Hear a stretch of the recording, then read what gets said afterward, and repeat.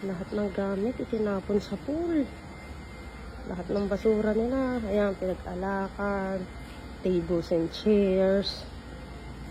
Tapos meron pa dito ano,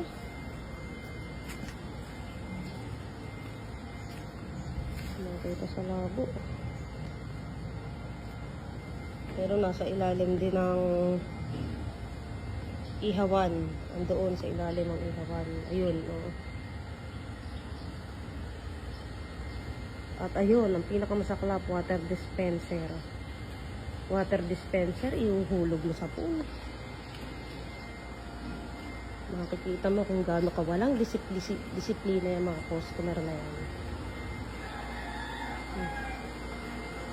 Napaka, ano, samlang.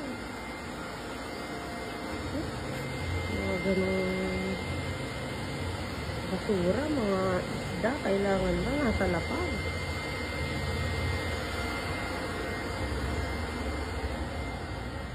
Napakawawalang hiya.